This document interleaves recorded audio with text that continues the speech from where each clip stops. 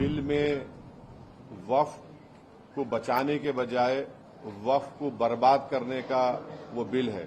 इस बिल के जरिए से बीजेपी वक्फ को खत्म करना चाहती है।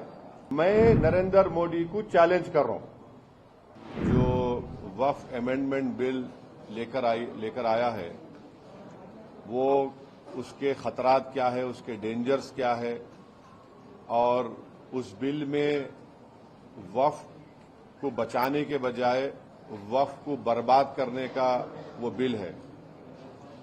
और हम लोग वेरियस उसमें प्रोविजंस बता रहे हैं, जो बिल के जो क्लॉजेज हैं उसका हम जिक्र करके बता रहे हैं कि ये इस बिल के जरिए से बीजेपी वक्फ को खत्म करना चाहती है और वक्फ प्रॉपर्टीज को खत्म करना चाहती है। इससे मुसलमानों के फ्रीडम ऑफ रिलीजन में फर्क पड़ेगा। इससे आर्टिकल 25, 26, आर्टिकल 14 का वायलेशन होगा। तो ये पूरी कोशिशें की जा रही हैं पर्सनल लॉ बोर्ड की तरफ से, और फ्यूचर में personal law board public meetings भी करेगा और उन तमाम अपोजिशन पार्टी के लीडर से भी मुलाकात करेगा जिन्होंने वक्फ बिल की अपोज किया है, जैसा कि वाईएसआर पार्टी भी है, उन्होंने भी पार्लियामेंट में उसको अपोज किया है।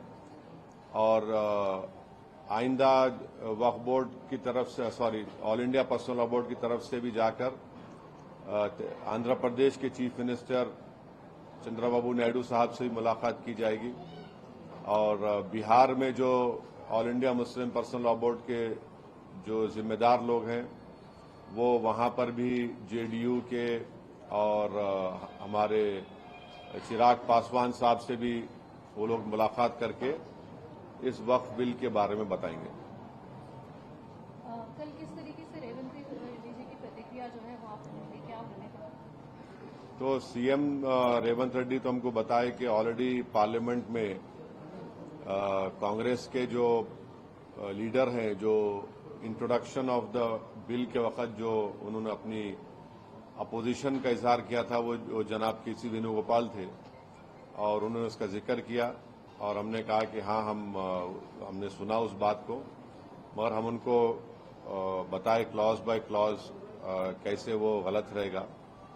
तो फिर वो बताए कि उनके ही ऑर्डर पर यहाँ पर जो तेलंगाना में एक्स मिनिस्टर और कांग्रेस के जो सीनियर लीडर जनाब शब्बीर अली साहब हैं, उन्होंने भी एक कंसल्टेशन रखा था। तो उन्होंने बोले कि हम पूरा इसको और पढ़ेंगे और उनकी पार्टी की जो सेंट्रल लीडरशिप है उनसे भी बात करके ये तमाम आपके कंसर्न्स उन तक हम पहुंचाएंगे।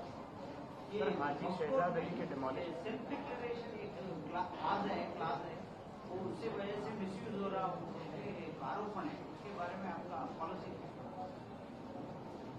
तो देखिए, आपको गलत इन्फॉर्मेशन है। वो है 1995 का एक्ट में, भाई वो फोन बंद करो या प्रेस कॉन्फ्रेंस खत्म कर दो यार।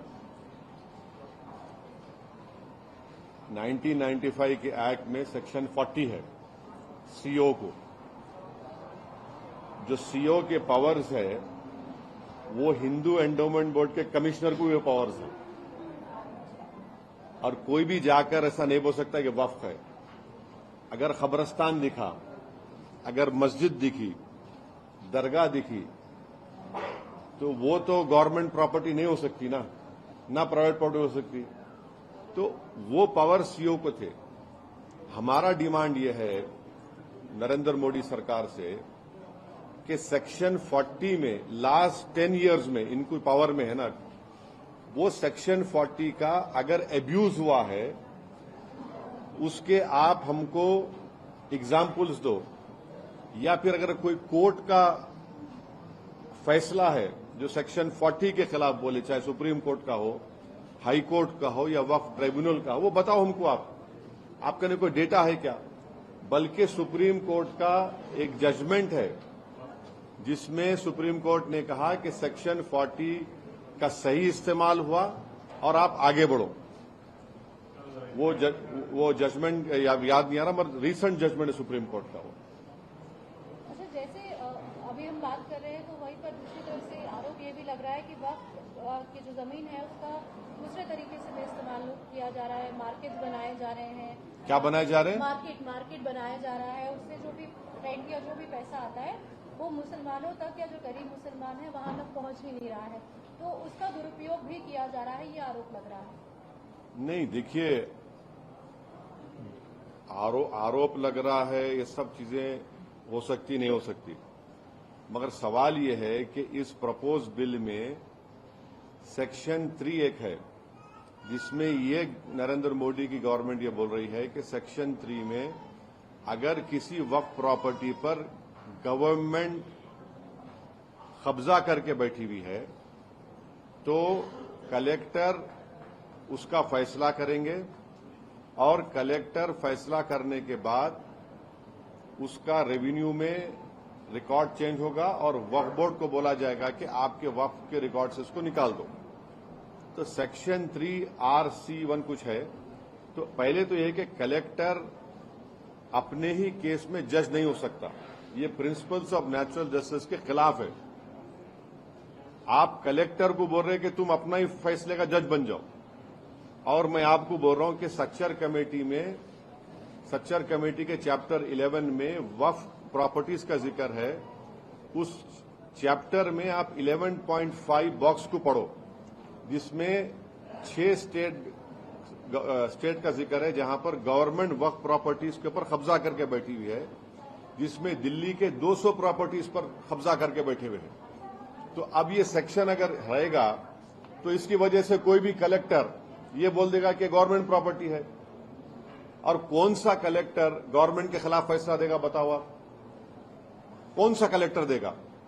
और तीसरी बात यह है कि सुप्रीम कोर्ट के कई जजमेंट्स है जहां पर सुप्रीम कोर्ट ने कहा कि कलेक्टर और रेवेन्यू किसी को टाइटल बेस्टो नहीं कर सकते। तो अब रेंट का आप बोल रहे ना, यकीनन रेंट बढ़ना चाहिए। तो सच्चर कमेटी में एक रिकमेंडेशन था कि पब्लिक प्रेमिसेस एविक्शन एक्ट वक्फ पे लागू करो, वक्फ बोर्ड पे। आप लागू नहीं कर रहे हैं, आप लागू कर दो ना भाई, उसको दे दो आप। और इसी आपके सवाल से रिलेटेड एक बात है कि जैसा हिंदू एंडोमेंट बोर्ड को समरी इविक्शन पावर्स है, कमिश्नर ऑफ एंडोमेंट को, असिस्टेंट कमिश्नर को, वो स्टेट वक्फ बोर्ड को नहीं है। आप समरी इविक्शन पावर्स दो हमारे को, ताकि एनक्रोचमेंट निकाल सकें, ताकि जो किराया नहीं दे सका उन पर एक्शन ले सकें, या कम किराया दे रहा है। अच्छा, आप किराया नहीं देने की आप बात कर रहे हैं। मेरी एक स्पीच है 2013 की पार्लियामेंट में, जब ये 2013 का बिल आया। आपको मालूम, कलकत्ता में एक प्रॉपर्टी है जिसमें कॉन्स्टिट्यूशनल हेड रहे थे, उन्होंने महीने को किराया क्या देते घर का? 150 रुपये। प्राइवेट छोड़ो आप, उन्होंने कॉन्स्टिट्यूशनल हेड है, 150 रुपये किराया देते उन्होंने। अब 150 रुपये इतना बड़ा घर में रहे कलकत्ता में, 150 रुपये किराया कोई है क्या? बोलो आप, इसका जिम्मेदार कौन है? एक ये भी आ रहा है कि मस्जिद हो या कब्रिस्तान हो, उनको भी तोड़कर जो है मार्केट या कमर्शियल पर्पज के लिए इस्तेमाल किया जा रहा है, और वो कमर्शियल नहीं, ये तो आप गलत बोल रहे हैं। ये तो सेक्शन 3 में government, Modi government Waqf by user को खत्म करना चाह रही है। अब वक्फ बाय यूजर का मतलब क्या है? जैसा हिंदू धर्म में बाय कस्टम एंड यूसेज आप उसको मंदिर घोषित करते, बाय कस्टम एंड यूसेज, वैसे ही मुसलमानों में वक्फ बाय यूजर उस वक्त जब मस्जिद में जाके मैं नमाज पढ़ रहा हूं, वक्फ बाय यूजर हो गई। दरगाह में जाकर कोई जा रहा है, वो वक्फ बाय यूजर हो गया। किसी एक सूफी की खानखा है, वहां पर जिक्र की महफिल हो रही, वक्फ बाय यूजर हो गया। खबरस्तान है, वो वक्फ बाय यूजर है, वो एक्ट है, सेक्शन 95 में एक्ट है। Modi government Waqf by user को निकालना चाह रही है। क्यों निकालना चाह रहे हैं भाई वक्फ बाय यूजर को आप? जब आप हिंदू धर्म में बाय कस्टम एंड यूसेज ये बोल रहे हैं कि it is a endowment property, वैसे ही आप इस्लाम में वक्फ बाय यूजर का मतलब यह है कि मस्जिद मेरी है। आप वो इसलिए निकालना चाह रहे ताकि कल जितने यतीम खाने हैं ऑर्फनेज है, कब्रस्तान है, मस्जिद है, दरगाह के तहत जो जमीनें हैं, उन सब को आप बोलेंगे वक्फ बाय यूजर नहीं है, ये वक्फ प्रॉपर्टी नहीं है, इसलिए हम उसका गवर्नमेंट प्रॉपर्टी बोल के कब्जा कर लेंगे। ये सेक्शन 3 का वक्फ बाय यूजर निकालने का तरीका एक ही है। ये पूरा मस्जिदों को छीन लो मुसलमानों से, दरगाहों को छीन लो, कब्रस्तान को छीन लो, और दरगाह खानखा के तहत जो जमीनात एग्रीकल्चर लैंड पूरों को छीन लो। ये असल मकसद है। और आपको एक और एग्जाम्पल दे रहा हूं, 1965 में मथुरा में कृष्ण जन्मस्थान है। 1965 में यूपी सुन्नी वक्फ बोर्ड के कंसेंट से मुसलमान और कृष्ण जन्मस्थान के लोगों में एग्रीमेंट हुआ। एग्रीमेंट यह हुआ कि जो मुसलमानों की वक्फ की प्रॉपर्टी थी उसको 8 एकर्स हम कृष्ण जन्मस्थान को देंगे सुन्नी वक्फ बोर्ड के परमिशन से। वो इशू कोर्ट में क्लोज हो गया। अब 2023 में फिर केस हो गया उसके ऊपर। तो अब वक्फ बाय यूजर आप निकाल लेंगे तो आप बोलेंगे नहीं, ये भाई नहीं मुसलमानों का। समझे मेरी बात को आप। और गवर्नमेंट क्या बोल रही कि अब रजिस्टर करना है, अगर ये 2024 का एक्ट बनेगा उसको अब जितने प्रॉपर्टीज को जितने वक्फ है उसको रजिस्टर करना है। कैसा रजिस्टर करेंगे? बोल रहे कि आप डीड्स लेकर आओ। अब मक्का मस्जिद है, मक्का मस्जिद की डीड कहां है बताओ आप मेरे को। हैदराबाद में 400 साल पुरानी मक्का मस्जिद की डीड कहां रहेंगी बोलो आप। दरगाह यूसुफैन है, 400 साल की है, कहां से डीड लाएंगे बताओ आप।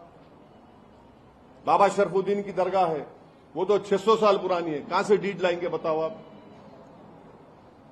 चार मीनार के सामने एक मस्जिद है, अंदर नहीं, उसकी डीड कहां से लाएंगे। अब डीड लाने का आपके पास जवाब क्या है? अब डीड नहीं लाए तो बोलेंगे नहीं आपके लिए डीड नहीं है, रजिस्टर नहीं होंगी ये। अब रजिस्टर नहीं होंगी बोलते फिर गवर्नमेंट कब्जा कर लेंगी उसका। हिंदू धर्म में कस्टम एंड यूसेज की बुनियाद पर होता पूरा। और एक बात समझिए आप लोग, देश को भी समझने की जरूरत है, खासतौर से हमारे हिंदू धर्म के भाई बहनों को, कि वक्फ प्रॉपर्टी पब्लिक प्रॉपर्टी नहीं है, प्राइवेट प्रॉपर्टी है। गवर्नमेंट नहीं दी हमको ये हमारे मुसलमान वक्फ कर दिए, जैसा बोलते ना दान दिए, दान दे दिए उसको। वो प्राइवेट प्रॉपर्टी है, पब्लिक प्रॉपर्टी नहीं है वो। आप पब्लिक प्रॉपर्टी कैसे ट्रीट कर रहे हो उसको? प्राइवेट प्रॉपर्टी है वो। ठीक है, आप रेगुलेट करिए, मदद करिए। और ये जो गवर्नमेंट बोल रही ना, हिंदू एंडोमेंट बोर्ड को, हर हिंदू एंडोमेंट बोर्ड को ग्रांट मिलता, जैसे आंध्र प्रदेश में शायद 500 करोड़ रुपए दिए। यहां वक्फ बोर्ड को क्या ग्रांट दे रहे बताओ पूरे इंडिया में। पूरे इंडिया में 32 वक्फ बोर्ड्स है। कौन सी स्टेट गवर्नमेंट वक्फ बोर्ड को ग्रांट दी बताओ आप? एक पैसे का ग्रांट नहीं देते आप, ग्रांट ही नहीं है। और फिर ऊपर से क्या कर रहे हैं आपके जो उसमें क्या कर रहे हैं आप, सेंट्रल वक्फ बोर्ड सेक्शन 19 है और स्टेट वक्फ बोर्ड जो है वो सेक्शन 14 में आता, 95 एक्ट में। अब उसमें क्या बोल रहे हैं कि मैंडेटरी है सेंट्रल वक्फ बोर्ड में 2 हिंदूज को मेंबर बनाना, 2 हिंदूज को। अभी क्या है, अभी कोई भी हिंदू मेंबर नहीं बन सकता सिवाय सिटिंग मिनिस्टर के। आप हमको ये बताइए। और स्टेट वक्फ बोर्ड में आप तकरीबन सिर्फ चार मुसलमान रहेंगे। अब गवर्नमेंट का प्रपोजल क्या है कि स्टेट वक्फ बोर्ड में जो मेंबर्स बनते, एक मुतवल्ली कैटेगरी का इलेक्शन होता, एमएलए कैटेगरी का इलेक्शन होता, एमपी कैटेगरी का इलेक्शन होता और जुडिशरी का, बार काउंसिल का, ये 4 इलेक्शन होते। अब गवर्नमेंट, मोदी गवर्नमेंट क्या बोल रही, इलेक्शन नहीं हम नॉमिनेट करेंगे। क्यों नॉमिनेट करेंगे भाई? आप इलेक्टोरल प्रोसेस के खिलाफ क्यों हैं? और फिर आप ये बोल रहे कि नॉन मुस्लिम को मेंबर बनाएंगे। मैं नरेंद्र मोदी को चैलेंज कर रहा हूं और आपके सामने अब जो बोल रहा हूं आप जरा इसको गहराई से सुनिए।